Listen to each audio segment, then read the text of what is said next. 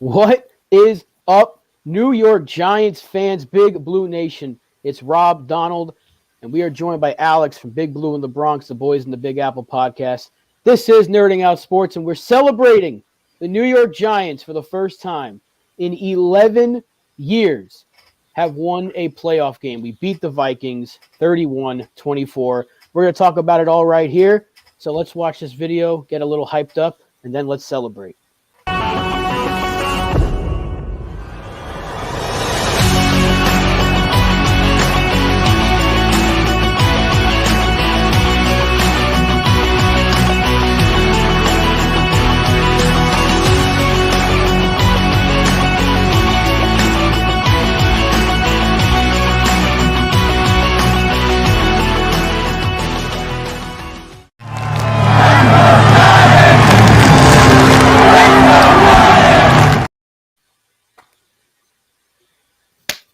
Playoff victory, my friends. I'm pretty hyped. How are we all feeling right now? Let's start with Donald because I know we both said that we were going to do something pretty crazy on the stream tonight. You were a little bit more crazier than me if the Giants had won a game, if he had won tonight. So, Donald, do you want to save that for kind of like the ending to? Well, you're planning the sexy Dexy dance, aren't you?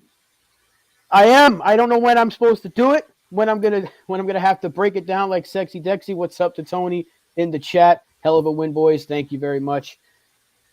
But yes, that is coming. Get your drink, man. That's how we start. I gotta get something. Get that drink, man. Let's go. Get that drink. Come on. Peach iced tea. Peach iced tea. Peach iced tea. Yes. That's how football fans celebrate. Yes. To a New York Giants victory, my friends. Cheers. Cheers. 11 long years. 11. I was in fucking third grade the last time the Giants had a playoff win. Unbelievable. And you are asking how I'm going to celebrate. So it's only right that I fulfill my promise. Oh, no. So, all right, let's do it. I did say I was going to pour some Pepsi on my head, but I don't think I'm going to do that. I'm going to pour water on my head because I don't want to stain my Giants jersey. Okay, all right. So here we go. Celebratory. Let's go. Oh, it's cold. I love it. It's really cold. Sticky Donald says, Tony, the Giants played a perfect game and only had to punt once. Played a near perfect game on offense. Defensively, we can get into that, though. But we can get into that later. But I think we got to start with the positive. Daniel Jones, number 8, Danny Dimes, the mayor of Dimesville himself. One of my keys to the game was let Danny dime. And boy, did he ever. They put the ball in his hands from start to finish. I don't know the amount of carries Saquon had, but it wasn't a lot, as much as I was expecting. But Daniel Jones tore that Vikings defense up, and at the most perfect time of the season to do it in the playoffs, Danny Dimes arrived. Alex, what did you think about the quarterback performance tonight? I think it was unbelievable. I mean, from the first drive, and we've been talking about like some penalties, really taking back the Giants all season. And that was really a problem in the first half, right? So you see, the Nick Gates penalty on the Saquon Barkley run. But after that, after the Richie James throw, which got them 12 yards and it was 2nd and 8, they just went down the field and it wasn't stopping. I think we punted in the third quarter. So for 2 straight quarters, however you want to flip it with time of possession, we did not at all punt. And I can't remember the last time we have said that we only punted once. It's been a while. And I would like to use Jamie Gillen as less as possible. Yes, exactly. Yes. But with that being said, Daniel Jones showed out today. And I know a lot of people could pick apart, this is the Vikings defense. He's done it twice. This is his first time in the playoffs. He's broken, I think, a new record that some people have pinned inside their tweets and whatever. And he's also the first quarterback since Eli Manning to win a playoff game for the Giants. He is also the first quarterback in the 2019 draft class to get a win. So lock him up. I'm going to say it right now. I've been very timid. I've been very conservative with different things regarding Daniel Jones, but lock him up, in my opinion. Daniel Jones played as perfect a quarterback performance as I have seen. It was actual perfection. Even the drop from Slayton was a perfect throw in the biggest spot. Like every throw was inch perfect. Every throw was bang on. He was just in his bag. Mike Kafka had the best game play calling. So did Brian Dable. That they were in their bag with the play calling, man. So let's start off with the coaching because I'll focus on the offense because it didn't work with the soft zone. That was a mistake. Never should have done that. But on offense, that was incredibly coached game. Brian Dable was coaching like Tom Coughlin, and Mike Kafka called an incredible game as OC. It was just amazing, like the Statue of Liberty call, the use of Breida when no one was expecting him to be used, the perfect crossing routes that they had in Daniel Jones' eye line, and these were difficult concepts, but the Giants made it look routine. The perfect routes ran by our receivers. Daniel Jones, the nice play designs for Daniel Jones runs. Often some of them were unscripted as well. And the use of Saquon Barkley in the intermediate and in the flat was a phenomenal idea because he was just open all day long in the screen game. He was open all day long. And another thing we took advantage of in the first half, the D-line of the Vikings was incredibly soft, especially up the middle. We had all day. We had the freedom of Minnesota up the middle. And a lot of it comes down to a fantastic work by our offensive line. That was a brilliant job by our O-line. I think that was the best I've seen our O-line play. Well, easily since our Super Bowl run, but probably better. I mean, it was just perfect. Everybody played a hell of a game on the O-line. We ran all day long. Jones ran all day long. And also, he had time to throw. There were times where he had all day to make the right throw, make the right read, and it was just a brilliant job all the way around on offense. Brilliant job. Saquon Barkley, he played like Superman, and Daniel Jones played like Batman and Superman rolled into one. It was just an incredible display by those two guys. Yeah, I mean, look, you said it best. The play calling was outstanding. And we said in the pregame that they needed to be perfect to win this game. Like they had to be perfect because we knew what the Vikings were going to be able to do to us on our defensive side of the ball. We knew we can't stop Hockenson. We'll get to what happened with Jefferson and obviously when we talk about the defense, but we knew this was going to have to be an offensive performance that we haven't seen pretty much all season if the Giants were going to win this game. Jones had to be perfect. Barkley, however they used him, and I loved how they used him. Do I wish they would have ran the ball more? Obviously, but when Jones was playing the way he was, you didn't need to. They used Barkley perfectly, and that's when I said earlier in my keys to the game, it's like you want to get Barkley involved, but they might have chances to get him involved in the receiving game more so in the run game because they were at that point, the Vikings were so keyed in on stopping Jones that it freed up Barkley. So that touchdown that he ran on the first drive, they were not expecting him to run the ball at all because Jones was picking them apart.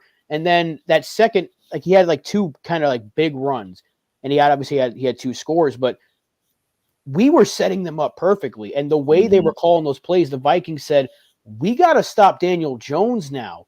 We can't just focus on Barkley, and that opened up the run game. And mostly for Daniel Jones. And that stat you were talking about earlier, Alex, is he's the first quarterback in NFL history to throw for 300 yards, 2 touchdowns, and run for over 70 in a playoff game. First ever. He actually broke the Giants' rushing record for a quarterback in the playoffs in the first half. What an amazing display. But yeah, so we think back to our preview show. we were talking about the keys to the game. We both agreed the pass had to set up the run. That was one thing that we definitely agreed on. The pass had to set up the run.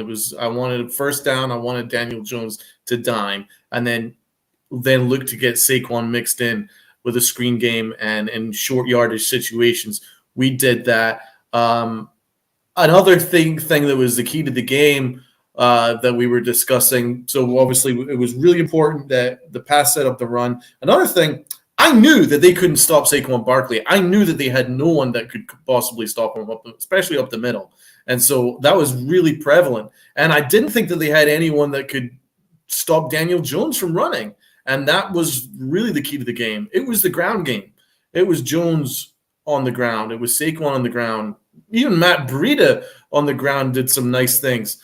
What about that one play where he fought for those extra yards to get the first down when it looked like he was caught 3 yards short, and he fought those extra yards to get in? That was a key part. So the whole run game was just fantastic, but we didn't overuse it. It looked like the Vikings were incredibly confused as to what was going to happen.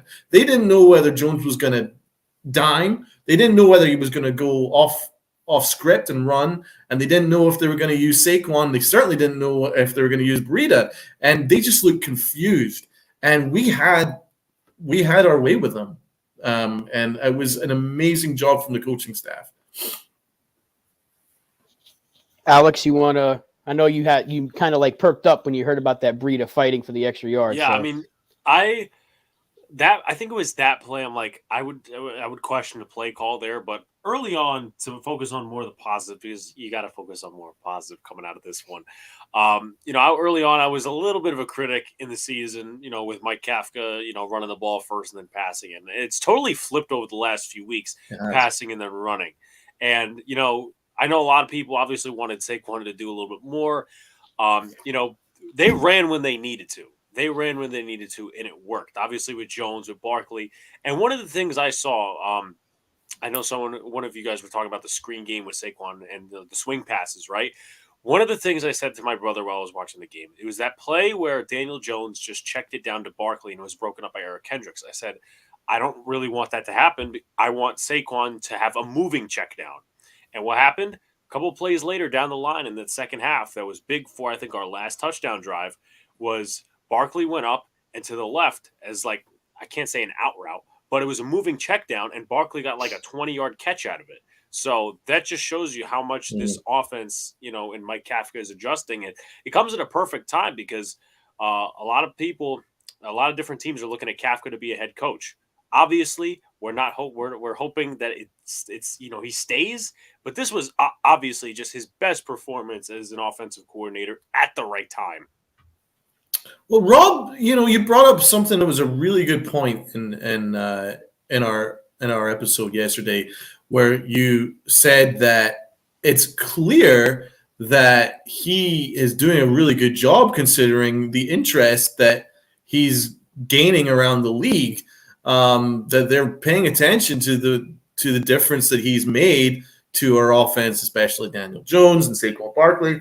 And the Panthers are a good organization, and the fact that they're paying attention to him is a really good sign for the Giants. Now, I hope that he doesn't go there. This was his best called game of the year, and it was a really good time. But yeah, I think that's a sign that if other teams around the league are paying attention to our coaching staff, it only goes to show what a difference our coaching staff has made this year. If I may add one quick point, something to notice, and a lot of people were like, I don't know if this is right, about resting the starters last week. The Giants' starting offense has scored 31 points in each of their last 2 games. They're getting hot at the right time. And I think they even had they had a decent game at times against Washington. I feel like they could have scored a little bit more. But week by week, we are starting to see Kafka get better and better. And that's why yesterday when Donald asked, who do I think was more of the untouchables from our coaching staff, I said Kafka. And I know it was kind of a hot take because Wink Martindale's done such a great job with the really, let's call it Swiss cheese defense. I really want that continuity with the quarterback because assuming, and after tonight, I don't know if there's any debate on whether Daniel Jones should be back or not. He has to be the quarterback moving forward. Case closed.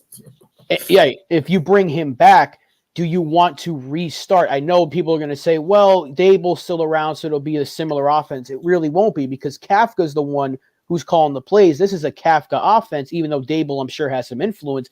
But that's why I said I think Kafka has to be the untouchable here because you got to keep that because Daniel Jones has not had an offensive coordinator for 2 straight years. I'm not going to count Jason Garrett because he sucked. We haven't had him in a good. He had a good year in Shermer's offense, but then they fired him. So now we've had Daniel Jones with his best season. He just put on one of the best quarterback performances we've ever seen from a Giant quarterback in the postseason, not named Eli Manning, or at least one that I've seen because I've only seen great ones from Eli. This was a game that really kind of solidifies my point, not to kind of like beat my own chest, be like, I told you so, but like he's doing it. He's doing his own work. He's like, I got receipts. This is why I said Kafka he's got to be here next year. You got to keep this offense again in year 2 because look at what we're doing. I know the Vikings defense is not that good, but we did it to the Colts who had actually a pretty solid defense overall. So this is a good thing, and we're doing it with Isaiah Hodgins. Again, he was cut by the Bills. Slayton drop aside, had a good game up until that drop. He was not on the roster week 1. So you think about who he's throwing to, and I keep bringing it up. It's kind of like you're just playing the broken record over and over, but you got to bring that point up. This is a group of receivers that should not be starting in a playoff game. And here they are putting up excellent numbers, as you mentioned earlier, Donald, running perfect routes, executing the game plan to perfection. And it goes to show you coaching matters. Talent is great to have, but when you can have this group playing the way they played tonight, coaching matters, man. And they have coached this entire team, starting with the quarterback, and everything around him has been coached so beautifully. And we won a playoff game. There should be no debate now that Daniel Jones can be a franchise quarterback. He's proved it. He's proved it this season, and he proved it again tonight. So I've got to tip my cap to DJ. I love what he's doing, and I'm so thrilled, obviously, for the entire team, but I'm so thrilled for Daniel Jones, man, because he's gone through so much. We'll get into each individual. I want to focus more on the coaching to start with, and then we'll move on to each individual on offense. But Kafka was in his bag. Genius play calling. Let's talk about the guy who already deserves a key to New York City. And that's Brian Daboll. What he's done, I mean, I can't even describe what he's done. I mean, none of us believed we'd be at this stage already in his first year. We're talking about a playoff win already under our belts. The fact we made the playoffs is amazing. The fact that we've already beaten a Viking team who were what was a juggernaut at one point this year and had a fantastic record going into this game, and we dealt with them fairly handily, especially on offense. It all goes to the belief that Brian Daboll instilled in this squad. The locker room has so much energy. After every game, you see the togetherness, that they're all just locked in. Like, they're all locked in as one. I have not seen this chemistry since, I'm going to keep going back to it, but the 2011 Super Bowl, where everyone was locked in. That was the kind of really good locker room that we haven't seen in the Giants in a long time, and it's been this way this year. He just from week 1, he's just had everybody locked in, and I love that after we won in week 2, where we were kind of like, we were really happy with the win, but we didn't play very well. I love that Daboll was very clear about that.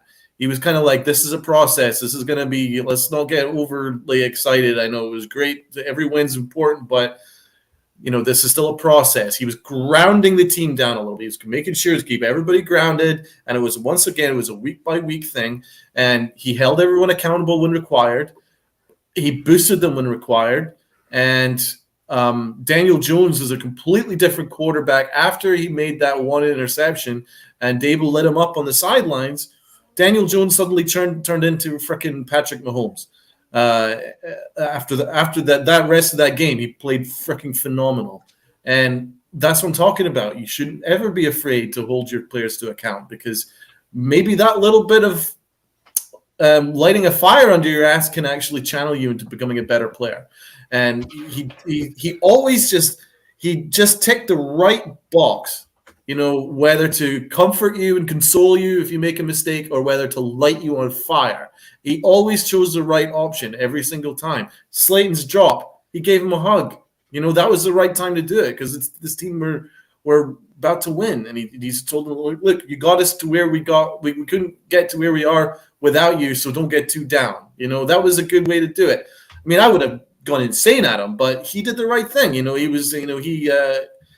He consoled him, and then he lit Anderson on fire earlier this year when he made a stupid mistake. And so he always chose the right option, whether to light you on fire or whether to console you at the right point in the game, and it just worked. Everyone just played their asses off for him, including Kenny Golladay, who had that incredible block to set up Saquon's run in the red zone. I mean, this is a guy who's basically been kicked out of the team. He's just a fifth receiver at this point, but he was still fighting for your team. Everybody's fighting for each other, and that comes down to Brian freaking Daboll. And I just can't say enough about this guy. He's an unbelievable head coach. And I think we're going to win a ring with him. I really do. Maybe not this year, but it's possible. But at some point, I think he's got it.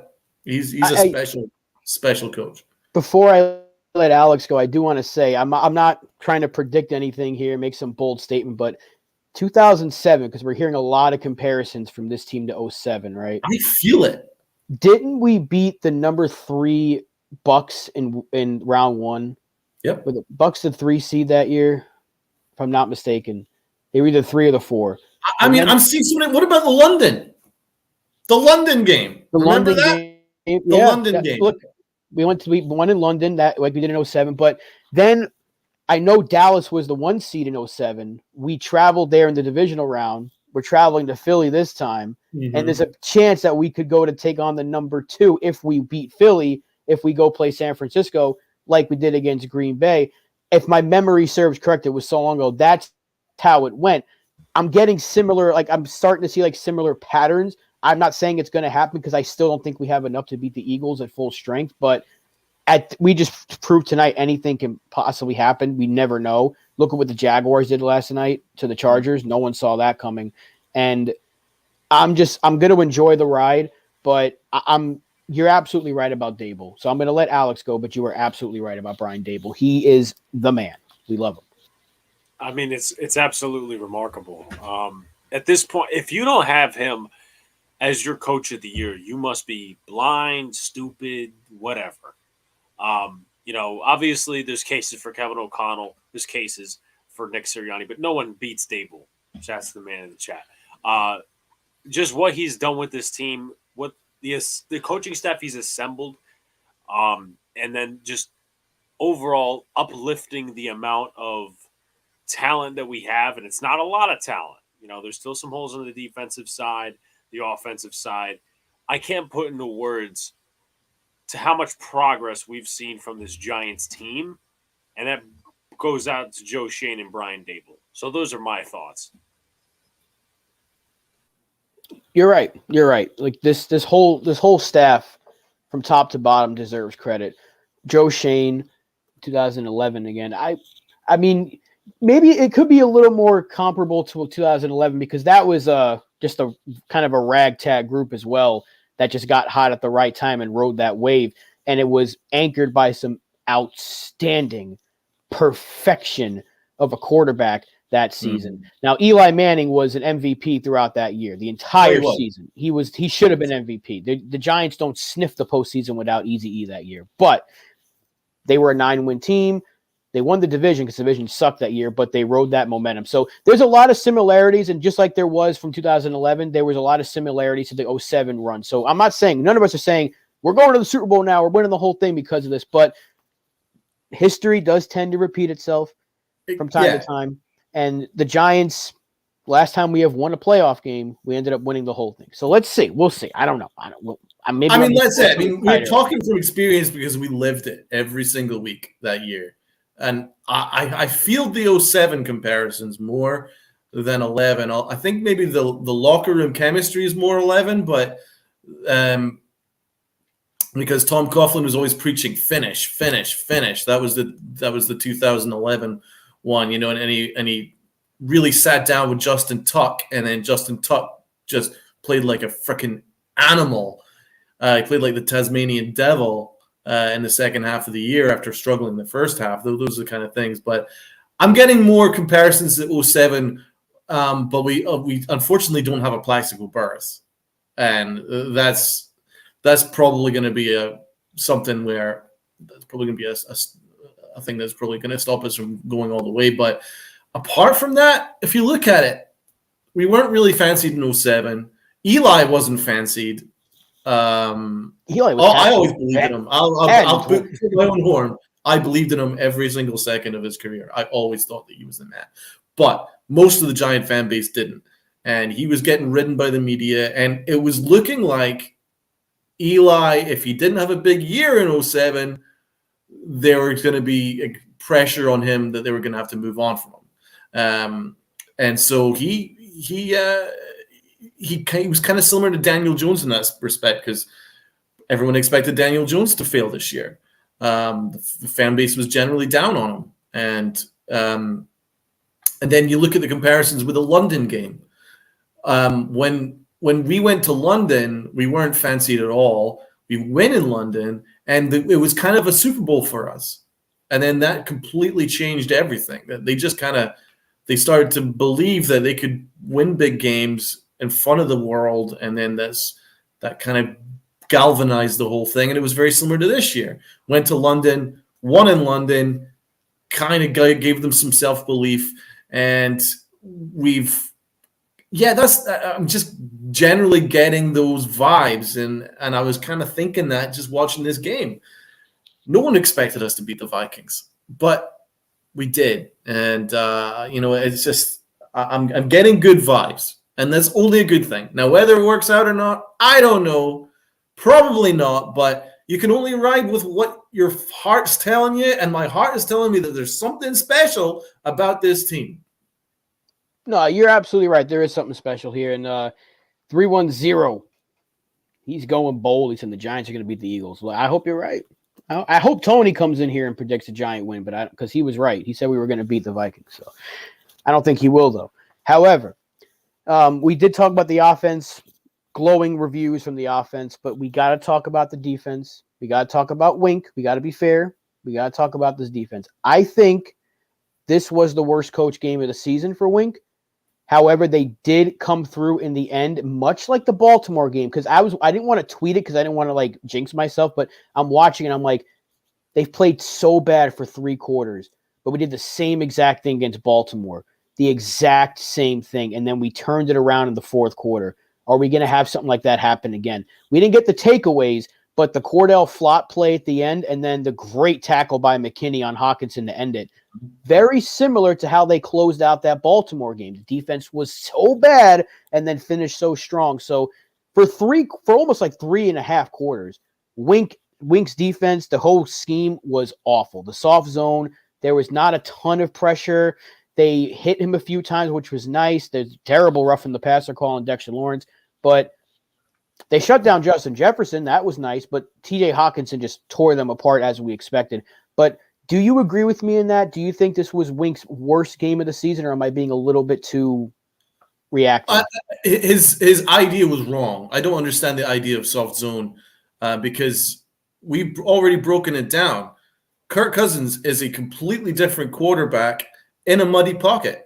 If you get him on the run, he is half the quarterback, if not worse, when he's on the run. But if you give him a clean pocket just to pick his spots, he's going to kill you 100% of the time. And that's where they went wrong. I don't know why they went soft zone, because that's perfect for Kirk Cousins. We didn't get enough pressure on him, and he had all day to throw.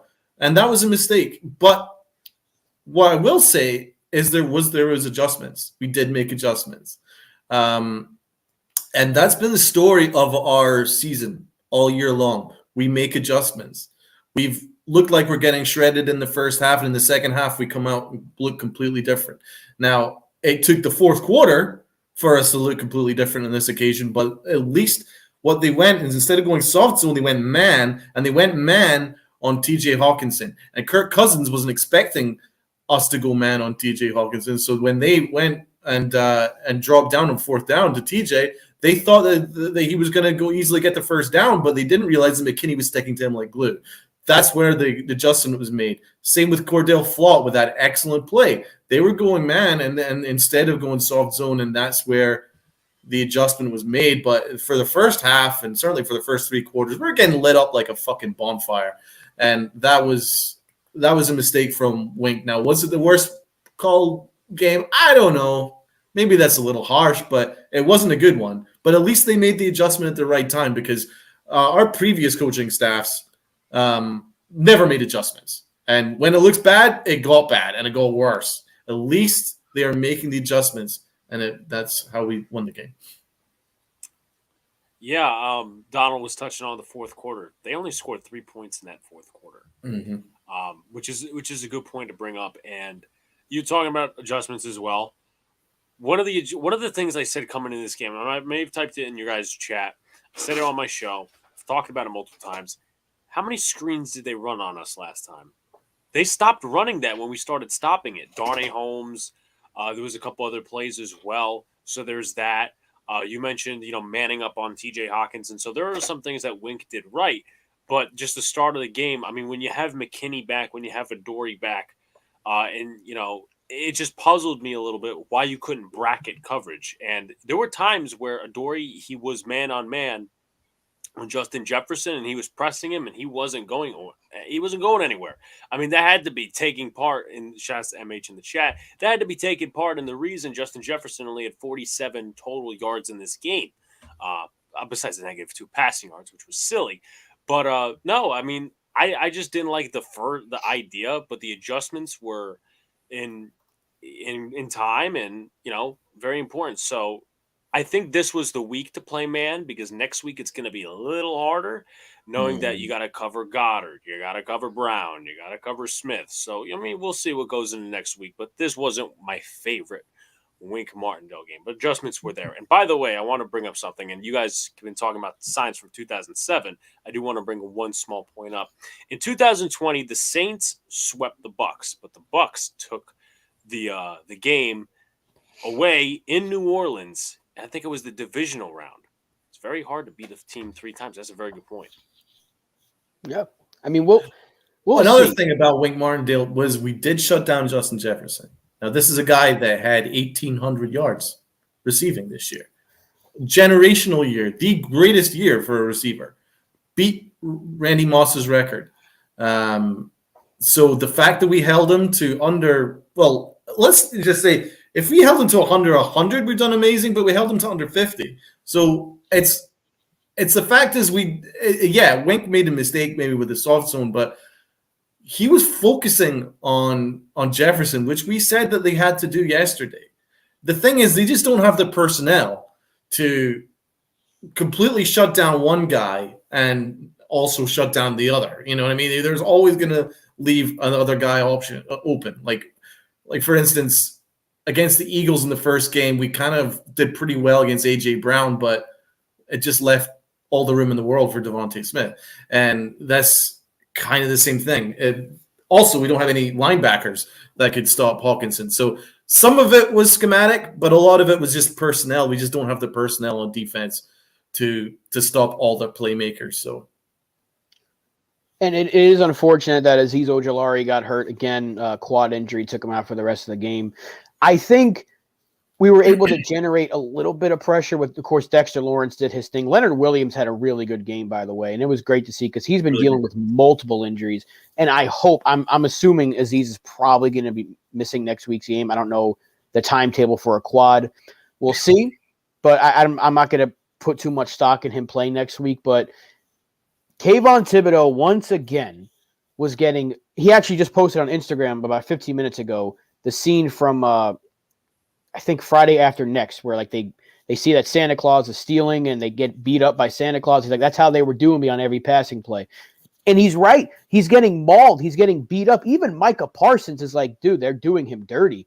Like, you're seeing a rival saying, oh, that's not fair. Like, they are just Kayvon Thibodeau, the day he gets a holding call, like a legit holding call, I'm probably going to celebrate more than I celebrate a touchdown. Like, because he's just not getting it. They're missing so many calls on Kayvon, and that's what's preventing him from getting there more often than he doesn't. He's already getting pressure a lot, but when you're getting held the way he is, that tells you he's beating these guys and they have no choice but to hold him. But I'm just sick of it. I really am sick of seeing him getting held every single play, and these refs just turn a blind eye. But Dexter Lawrence is about to sack a quarterback who still has the ball and then gets called for roughing the passer. I really don't know if there's a way to fix this, because the NFL has been having these rules for so long and it's happening so much, but it's very annoying. It is very annoying, and I don't know. One day Kayvon's going to get a holding call, and we're going to celebrate like we celebrated for Galladay's touchdown the other day. Well, let's be honest. The officials did the Giants no favors in this game, and I think they probably had the Vikings on the money line.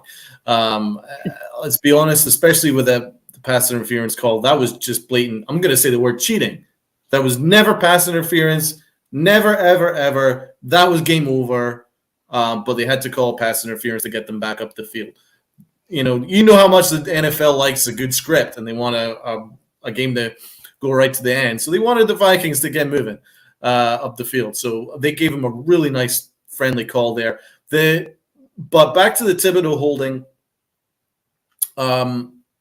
That wasn't even subtle. It was completely blatant. I don't know how you miss that unless you're deliberately missing that. And that's what I mean, because if you look at the replay, Thibodeau was spun 180 degrees where his back was to the quarterback. I've not actually seen that level of holding before. It was so blatant where he was spun around like a spinning top and his back was to the quarterback. So, I mean, that wasn't even subtle. It was disgraceful, absolutely disgraceful. And the NFL should be ashamed of themselves.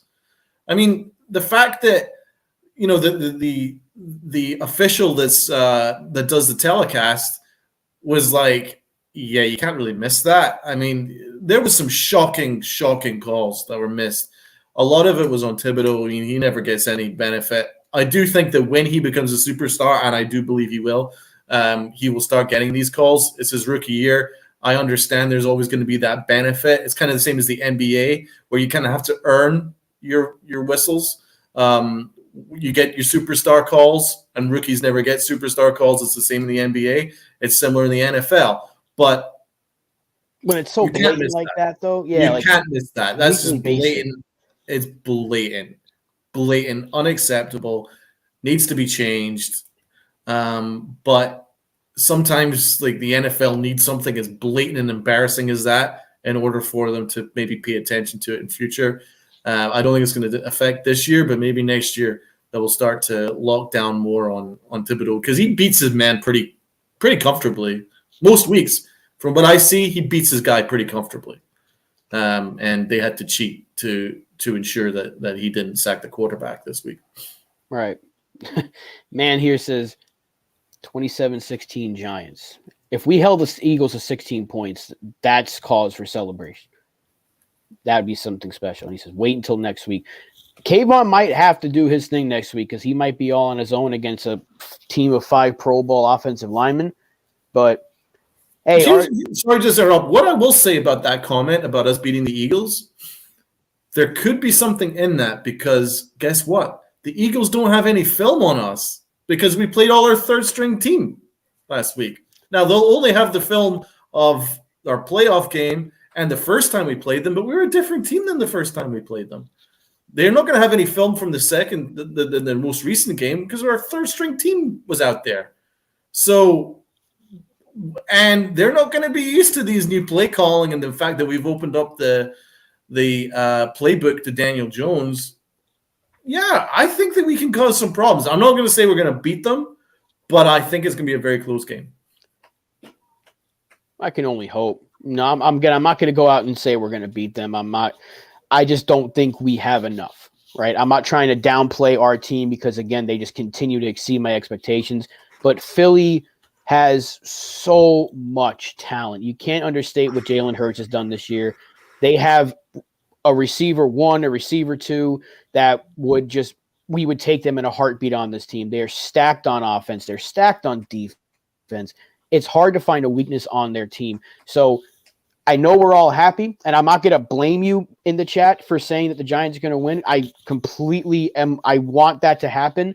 I just want to be like, let's enjoy this right now, right? Because we just won a playoff game. We'll break down the Eagle game in our preview. We will. But you know, there is something. I think there's a chance. If this team has proven anything to us, that there's always a chance. I think at this point we can say there's always a chance. Alex, would you agree with that? Yeah, I'm not gonna say obviously because we're all coming off the win. I'm not gonna pick next week yet, but there's a chance. It's very hard to beat a team 3 times and 3 different teams if you think about it. I mean, the first team was just very under-talented, unmatched. The second team was third stringers. Now you're coming in with the team coming off a playoff win on the road. So yep, exactly. Interesting to say the least. Only road team to win this week so far, right? If I'm not mistaken. Yeah, you're right on that one. And Donald, we got lucky because we've called every game correctly so far. Because if Jacksonville did not come back to win that game last night, we would have had that one wrong. I've called every. I did my for Boys in the Big Apple. I've done my own personal picks, and obviously I've incorporated Donald's as well as John's and Luca's. I've also gotten every game correct so far. Yeah, we're all killing it. The 3 of us are killing it. We'll see what happens. Luca picked the Chargers though, so Ravens are up 10-9 at halftime. So we'll see what goes on there. I don't think that'll stand much longer, though. I think Cincinnati's going to come back to win. But let's get to some interesting questions for some Player of the Game awards, right? Who is your offensive player of the game, starting with Alex? Let me see something. Not named Daniel Jones, because that's obvious. That's the obvious choice. So if not Danny. Okay, I'll be fair. I'm going to say Isaiah Hodgins. First over 100-yard receiving game. Did you see that catch on the sideline that looked like the Mario Manningham catch? I mean, that was a hell of a throw, heck of a catch. There was one throw, it was just way out of his reach towards the left sideline. But he's been an absolute caught it as well. Yeah, he's been an absolute godsend since he's came here. And it's just, oh my God, a practice squad guy from Buffalo and how Daniel Jones has elevated him, but over 100 receiving yards. I don't even know what to say about him. He is I don't know either. Player of the game. He's never made a mistake. He has been flawless since he's come in. He's never dropped a pass. Yeah, that's actually true. He has not dropped one, like at least in the regular season. I think he had a technical drop tonight, right? Did he have one? But it didn't matter at the grand scheme of things because that's one of the best performances we've seen from a receiver, especially in a playoff game. Like we had a 100-yard receiver tonight, and his name is Isaiah Hodgins, and most people are going to say, who the heck is that? And that goes back to an earlier point of we're getting performances like this from so many players that no one would expect, and that's what makes this team so likable for the fans. It's like that's why we can get behind. I'm going to be honest. I didn't have expectations for the 2016 Giants, even though we had Odell and we had some guys that I liked. I thought that team was just a disaster waiting to happen because it was a big money Band-Aid on a really bad defense that year. And once we got exposed by a Hail Mary, the wheels just fell off and things just fell apart. I was just like, this team, I was enjoying the winning. We were winning 13-10 every week. We just could not do anything on offense. And you knew once one thing went wrong, the whole thing was just going to fall apart. And it did because the team just fell into a complete irrelevancy right after that year. But this year, the expectations were low and the vibes and the positive vibes are just so high. And it's like so many players that are just stepping up that are literally coming from the trash heap. Like the Bills said, we have enough. Take them. We don't want them. Like the Texans didn't want Fabian Moreau, and we're getting points, number 2 cornerback production out of him. He's been okay at times. He's been terrible at times, but overall he's had, considering what he's had a decent year. Cordell Flott, who was Donald's public enemy number 1 at one point, maybe number 2. Number He's 2 is Zudu. I've never liked Zudu. He's still... Okay. He's been stepping up, but you look at guys that we're getting production from, and it's just up and down the roster, and that's what makes this team so likable. And the fact that we're continuing to win, this is what fans wanted to see. We wanted a reason to believe in this team, not only for this year, but moving forward. I didn't believe that after 2016, the Giants would continue that success. But I believe that after this season, this team's going to continue to grow and grow and grow because we have the pieces in place. We have the coach, we have the coordinators, and God damn it, we have the GM in front office to get this team to even further heights. So, I mean, I know I went off on a tangent there. We're talking about players of the game, but the Hodgins pick for you, Alex, and I'm sure Donald, you got the same answer. It's got to be Hodgins, right? If it's not Jones for player of the game. You put your hand up, so talk. Yeah. What was I going to say? So this is we saw that Isaiah Hodgins was actually on the injury report before the game. This was his. I don't know if you guys could see it for briefly, but this was his ankle before the game. If you could see the bruise. Oh my God! Shoot. Yep. Oh. So and he played like that. He is. Yeah, that's player. That's player of the game, all right. No, I mean for me it's Saquon Barkley, but he was fucking Superman out there. We don't win this game without Saquon Barkley. So I'm happy to take Saquon. But, yeah, I want to touch on Hodgins because I guess we'll be talking about individuals now at this stage. That catch, the toe tap, was like Amani Toomer. That's what Amani Toomer built his career around as a Giant, all-time Giant. And that catch was like a mixture between Manningham and Amani Toomer. But, yeah, I saw a lot of Amani Toomer there because that was what Toomer was always an expert at, was a little toe-tap sideline catch. Incredible catch. Also, that catch where you mentioned there, Alex, where it was out like that, and he somehow managed to claw it in. He's got like, his arms like hands like super glue. I mean, I don't know how he manages to catch a lot of these things. So, and he was picked up from the scrap heap. So, yeah, incredible display. It really was. And I'm going to take this opportunity to toot my own horn because I did say he was going to lead this team in receiving yards, in both volume and yards. You were absolutely right because the second closest was Slayton, who had 4 for 88. My pick was Richie James, who started off pretty well, but he ended with 4 receptions for 31 yards. But everyone you expect to get involved in the offense did. Bellinger only had 2 catches, but one of them was a touchdown. And Cager had 1 reception, and then we didn't see him again. But it's 3 receivers and a tight end and Saquon Barkley. That's it. That's it. And it's working. And it put up 31 points. I don't care how bad the Vikings defense is. You should not be giving up 31 points to this group. But it just, again, the coaching and Daniel Jones taking that next step, we got to applaud it. Now, defensive player of the game, this one could be a little more interesting because there wasn't a lot, but there were a few plays that you could say stood out. So who was your defensive player of the game, Donald? Well, I mean, it's kind of between Dexter and Leo. I'll give a shout out to Cordell Flott because he made that one play which kind of changed the game. And also kind of, I think McKinney had a really good game. He never really got beat. He had a good game. I think that there was a chance where he got done on an opportunity to get an interception. I think there was an OPI in there. But I will go with Sexy Dexy. I think Sexy Dexy had a really good game. He was the only guy that was consistently beating his man and hitting Kirk Cousins. Leo as well. Because as I said last week, the two of them are like a Batman and Robin together. Like they're a really good super team. So when Leo does well, Dex does well. And so that's why I think the two of them kind of go hand in hand. But I'm going to give it to Sexy Dexy. Alex? To differ from Donald, even though I was kind of pissed off with this person at the beginning of the game, I am going to go Leonard Williams because, he's a guy, obviously, that on the stat sheet he's not going to look pretty. He's only got 2.5 sacks on the season, but he makes plays so his other teammates can make plays. Now, there were a couple of missed tackles in the beginning, which is why I was particularly pissed off, but he found his way. There was like a couple of times he was just a a square inch away from touching Kirk Cousins. Like there was one where he fell, and if Kirk Cousins actually he threw it, and I think his tight end dropped it to the left side.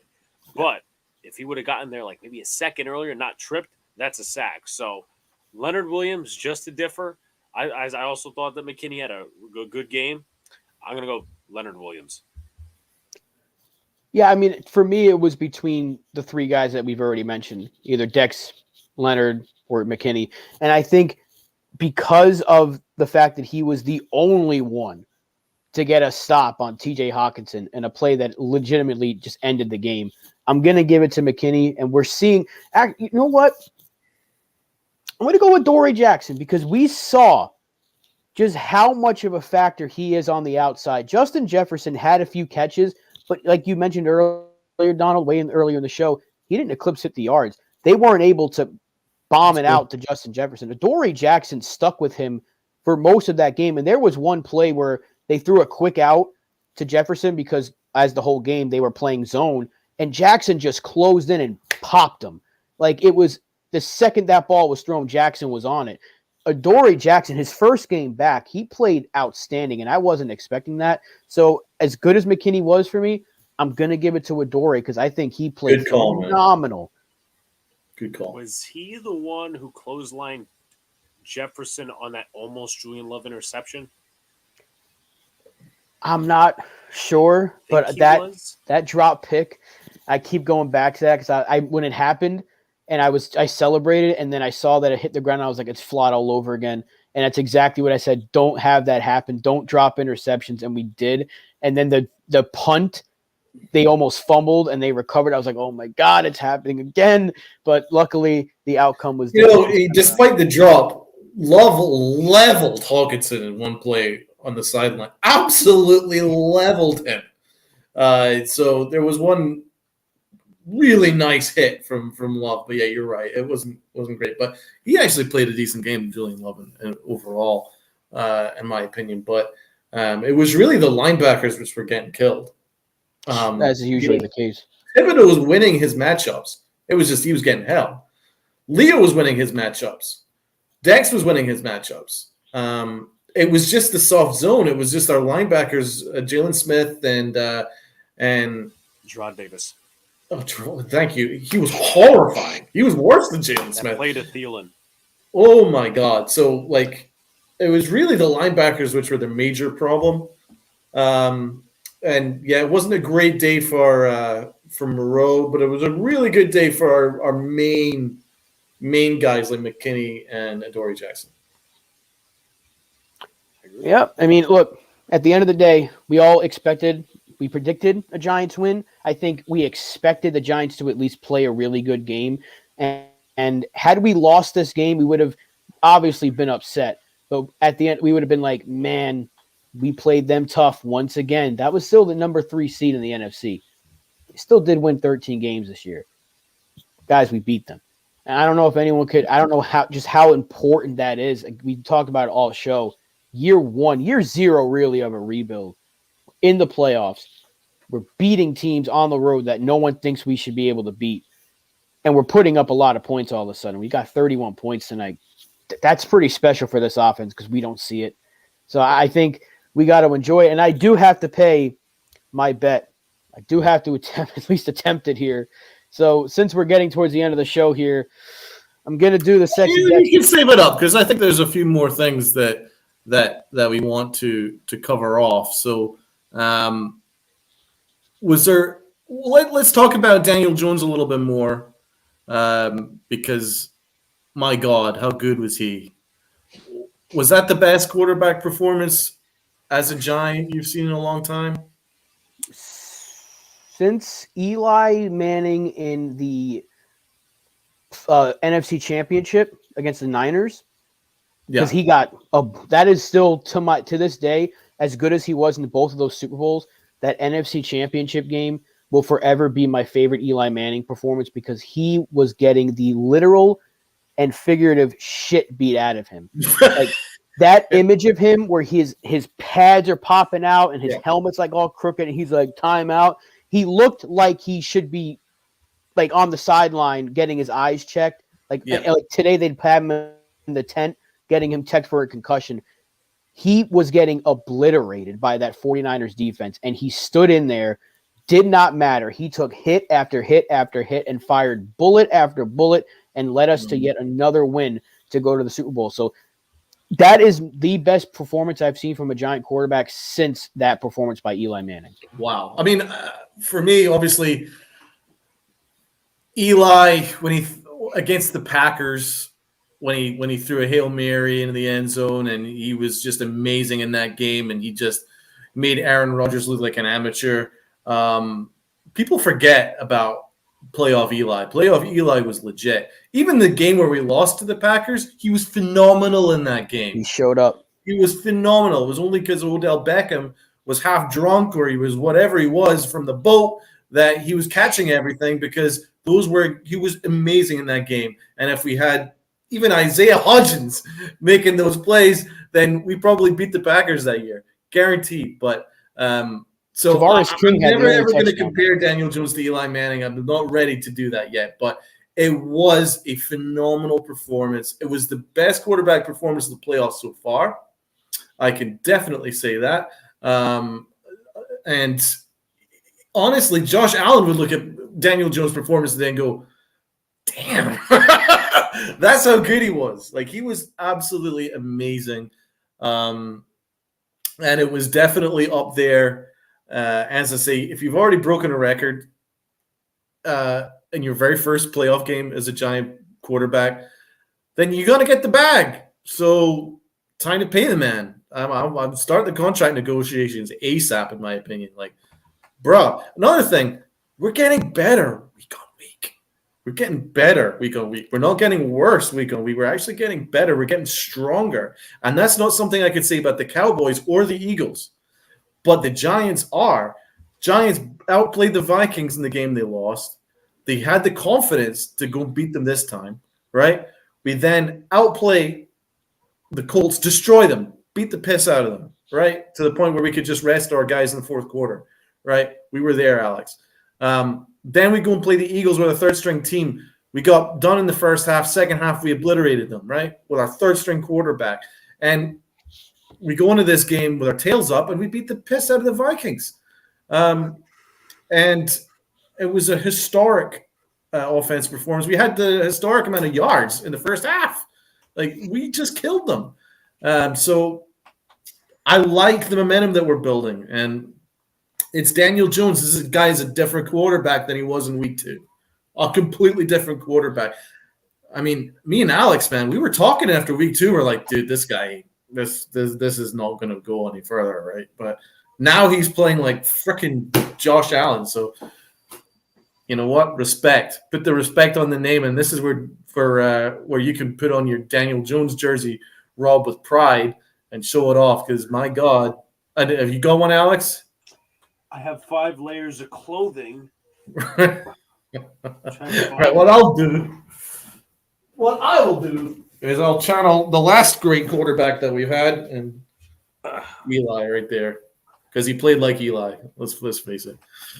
I got the Thibodeau on right now. I was wearing Tibbs because I wanted to go defense in this one. I really wanted the defense to step up. Obviously, defense didn't do much, but Daniel Jones lit it up today, and I couldn't be happier because I absolutely killed it. And I try to stay positive with him, and there's been a lot of reasons why we shouldn't be positive with him. But I kept saying, man, this is my quarterback until he's not. I'm seeing the glimpses. I need to see it consistently.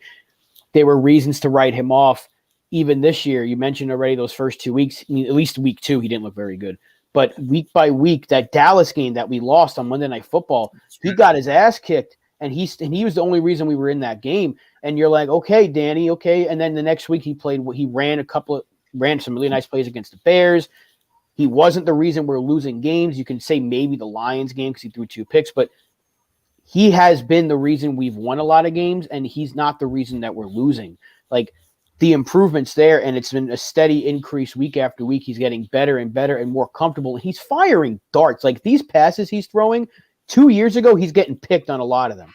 He's throwing some dangerous passes, but the zip that's on these throws, that short arm accuracy that looked pretty meh, early in the season, he's firing on all cylinders. Like he's hitting, and I'm watching. I'm like that pass is just right on the money. Like everything he threw tonight was right on the money. And you mentioned that Slayton drop, like that would have bumped up his yards and his quarterback rating even more. Like you think about that, like Daniel Jones, I can't say enough. Like that's my quarterback. That you got to extend him immediately. And before we get Alex, another thing that he's so much better at is reading his progressions. He's no longer focusing on the one guy. His progression work is fantastic, but he's also so much better pre-snap. He is reading the coverages pre-snap, and that's why he's able to go off script and run 20, 30 yards down the field because he can see the way the coverage is going. And you can see that they're maybe keying up on Saquon, or they're going to key up on his receivers. So they're like, damn, I'm gonna go, and I'm gonna go myself. And he was reading all this pre-snap. He did a phenomenal job of that. And also he was a bulldog on like 4th and 1s. Like he was putting his body on the line to get those yardage. Right? There was one time where he got completely leveled. Was it Kendricks where he basically took his head off to get that 1 yard? I mean, that's the guy. He's a baller, man. He puts his body on the line. Alex. So the one thing you could, and I'm the first one to not draw comparisons. The one thing you could compare Eli and Daniel Jones is kind of two things. They're kind of personality. They're like soft-spoken. They're not going to say much in a press conference. Two, the toughness. I mean, Daniel Jones has more toughness, and it's a different type of toughness. Eli has more toughness where he's going to play all 16 games. Daniel Jones has a toughness where he's going to go out, he's going to be a mobile quarterback, more mobile than you think he would be, and just run for those tough yards. Also to add on, I think 95% of us probably coming into this game would say, I don't expect Daniel Jones to have 300 passing yards again. I didn't. And guess what? He did. 379 scrimmage yards. That's there. Also, we also talked about a couple of things earlier in the season where like it just looked bad a little bit against the Panthers, against the Titans. Pocket manipulation has totally improved to where he makes plays outside of the pocket, goes on the run, not just running, but throwing as well, like some of the touchdowns against the Colts. That throw to Isaiah Hodgins, Mario Manningham-esque. So there's that. And then, obviously not just looking for the safe throw and actually reading downfield as Donald touched on. So he's just made so many improvements. And there are some games where you could question, his ability for football and whatever. Listen, he's not going to be living up to the 6th overall pick, but he's a pretty damn good quarterback. And a lot of different teams would love to have a quarterback like Daniel Jones on their team. Just the dog mentality, the leadership. He's a quiet leader, kind of like Eli was. He wasn't outspoken, but I mean, he's a baller. He is a complete baller. And the one thing I will touch on before I let one of y'all go is there are some games where you judge a quarterback maybe based on stats. The game against the Colts, you look at the stats, they're not pretty, but he carried them in that game because he had 2 rushing touchdowns, he had 2 passing touchdowns. That's a game where he carried them, but statistically, if you were not to watch the game and just look at the stats, you're like, oh, he wasn't that great. So people obviously just got to keep watching the games, but all creds to number 8, my quarterback. Our quarterback, yeah, we can officially say that he is definitely our quarterback. I'm excited for the future with Daniel Jones. Rob, have you got our predictions? No, I don't have them on the top of my head. I know for a fact that we all predicted the Giants to win. Yeah. I know that you, Donald, were very close to this. I'm gonna have to go back and check because I didn't write these down. I should have. But I know that you had Daniel Jones getting a pretty high amount of yards from scrimmage. I think I had him like 380 all-purpose. You were right around there. You were almost like completely dead on the money. I was a little bit lower. And I think, Alex, did you have? I was probably the lowest. I'm going to be honest. Yeah, I don't remember exactly how many I had, but we also had him, I think, having a turnover. Each of us had him turning the ball over. Yeah, yes, that's true. And he didn't turn the ball over. Now, I know for Saquon. I also had Kirk Cousins having 2 turnovers, and he didn't turn the ball over. So. Yeah. And for Saquon, he ended up with over 100 all-purpose yards, I believe. He had 53 and 56, so 109 total. I think I had him right around like the 100 mark. I think I had 110 for him. You know what? I think you that sounds about right. I think I had 105. So we were both relatively close there. I think I had Saquon getting a receiving touchdown, but he had 2 rushing. Donald, you had Hodgins as a leading receiver. No question who that was. And I think Slayton. you had Slayton. I had Richie James. That didn't happen. First, Our all sack wrong about total sacks. was way bad. yeah, Look at it. we had no sacks. 11 quarterback hits though. I mean, look, Donald mentioned that if you're hitting the quarterback, it doesn't have to necessarily mean you get a lot of sacks, but that could affect the game. And towards the end, it certainly did because the pressure was getting there and forced some pretty bad throws. And we obviously didn't get any turnovers, so those predictions did not matter. I had Flott making up for it with the interception. But you didn't get an interception, but that was such an important play that you almost say it's as good as a turnover because that almost decided the game. I was robbed. I said McKinney, and there was OPI on that play. I was sure of that. I was like, I said that to my friend. I was watching. I was like, I think that's OPI. It looked like it, but we know the refs were calling. They were missing calls. They were calling things that shouldn't have been called. That's NFL officiating at this point. And I'm going to continue to go back to that roughing the passer call that should not have been. It was so blatantly obvious that was not passing. Even when the announcer, because Mike Pereira, he's usually going to agree with the referees, but tonight he was saying, I don't know how you missed that. I don't know how you call that. He was like, you don't really hear that a lot coming from them. But it was really annoying that we've gotten to a point that where every time they show a replay, they go, Mike, is that a flag? Mike, should they have thrown the flag? I'm like, can you just call the fucking game? Because, like, are we really going to get to a point where they're going to ask if every single thing is a flag? If that's what we're going to do, put flags around the player's waist and just play flag football, because that's the point that we're getting to. You can't touch people or you're going to get called for penalties, and the announcers are going to keep saying, is that a penalty? Let's bring our officiating expert. Are they really experts? Because these referees suck, and they continuously get worse. So if this guy is supposed to be the expert, what is his role? Just stand there for Fox and tell you if that's a hold or not? Like, get this guy in and help these referees or something. You got to change the rule a little bit roughing the passer, because that is so ridiculous. And it's not just us, because so many calls this year have been so blatantly bad with roughing the passer, and it needs to stop.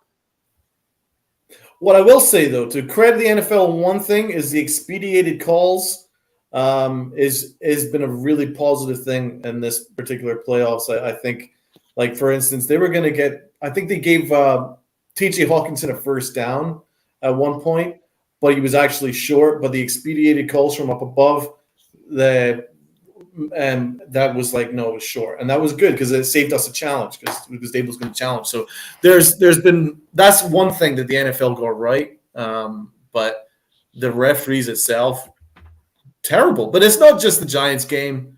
It's been every game, really. Like the game, the Chargers game, that was one of the worst officiated games of the year. Yeah, and it just continues to get worse. And I hate when we see it, because I think, Alex, you said it on Twitter, it's ref ball. And I hate when it gets to that point, because this is the playoffs, and you don't want to play. Because imagine if Minnesota had tied the game on that drive, and you go, if they don't call roughing the passer on Dexter Lawrence, Giants win that game, right? Mm-hmm. So I hate when the referees take over. I do too. But it's become another obstacle for every team. And like Rob touched on, remember that illegal contact penalty that was called on Minnesota on that throw by Daniel Jones? I didn't see a lot there. Neither did I. We're going to try to be fair as much as we possibly can. There's a lot of bad calls. The officiating in general has been like at an all-time bad this year. Like all around, from start to finish, they've been really bad.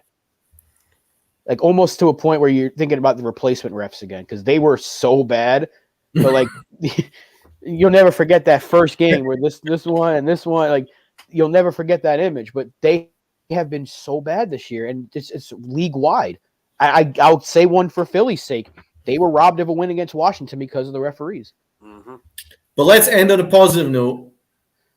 How did y'all celebrate the McKinney's excellent tackle to force them turnover on downs, giant win. How did y'all react? I'll start with Alex. Well, to add a little bit more into it, my brother asked why I haven't been screaming.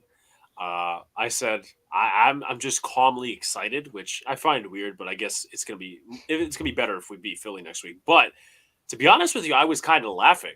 I'm like, why would you throw the check down on 4th and 8? But I'm like, you know what? We got this game in the bag. I was calmly excited.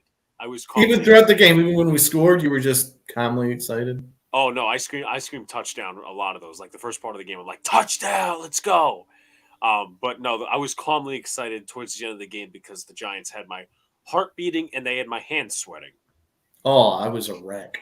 Raw.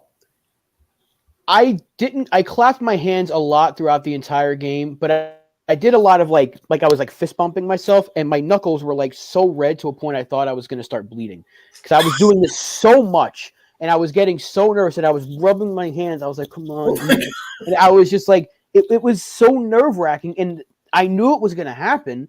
So when McKinney got the last play and he made that tackle, I screamed a word that I'm not going to say on the stream. Like, well, I guess there's a lot of new rules now, but we don't get paid for it, so fuck it. I said, tackle that fucking cunt. And that's what he did. And I just went, we won. And I started losing my mind because we finally won. We won the game. And 2, we finally stopped TJ Hawkinson. And it was just such a great way to end it. Didn't you say you were running around through your mom's house? Yes. Also, I started to like, just kind of like, oh, I was like a little kid again. I realized I'm way too old to be doing this. I had to get water afterwards because I was like, oh, I'm too old. Yeah, huffing and puffing. But 2 things I want to quickly add. There were a couple of times where I don't know if you guys like watch the sights and sounds of the Giants, but when Dable fist pumps to the crowd, you know, a lot of those times, like that's what I was doing on like touchdowns and when Giants were getting defensive stops. I have to ask because I just remembered this. How is your Vikings fan stepdad?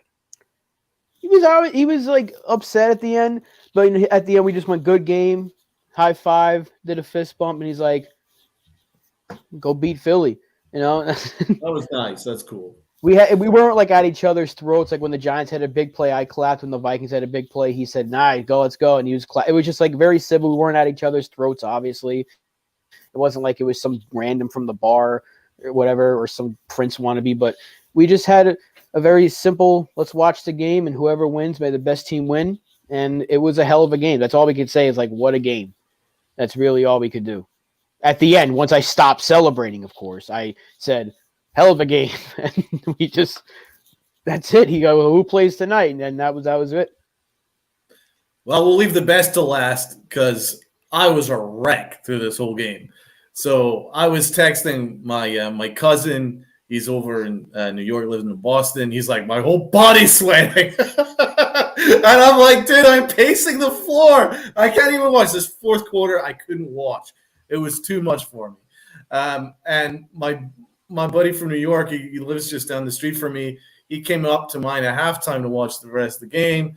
And the poor guy had to endure this lunatic over here losing his absolute shit. So when Saquon obviously scored the touchdown, put us up 7, I was kind of body flopping around the floor, celebrating. And then at the very end, when McKinney makes that stop, I just go, ah, and then throw my shirt into the air. And it hits the lamp, breaks the lamp, things start falling. And yeah, my poor friend had to kind of watch me like, so I'm like, ah! But we're Giant fans. That's what happens. Very exciting. We're all happy. So yeah, it was cool. Very, very cool. Fist bumps all around. Yes. And yeah, on the next week. Something. Yeah, I do. I've been saving this for the whole show. So without further ado, let me take these off. I got to do a sexy Dexy dance to close this thing out. I hope I practice this well enough. In my head, at least. Oh, Lord. Here we go. All right. For the New York Giants. Not bad. Not bad. Not bad. I hope. I don't know Not how. bad. Not bad. Not bad. I did it for the Giants. My guy. Anyhow, this has been a hell of a stream, hell of a good time celebrating. Thank you to Alex for joining us, as is tradition during Giants victories. We're always joined by Alex, which you can check him out. His link is in the description. Boys in the Big Apple podcast coming back at you tomorrow night. It's been a little while. They've been on hiatus, obviously. Not a hiatus, vacation. They were all chilling in New York. They were in Florida. We chilled. It was a great time.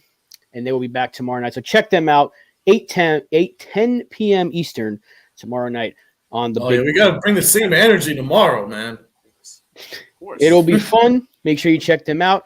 And you can follow us all on Twitter. Those are also in the description. Thank you to everyone that was here in the chat. Man Ruth MH popped in. Tony was here as usual.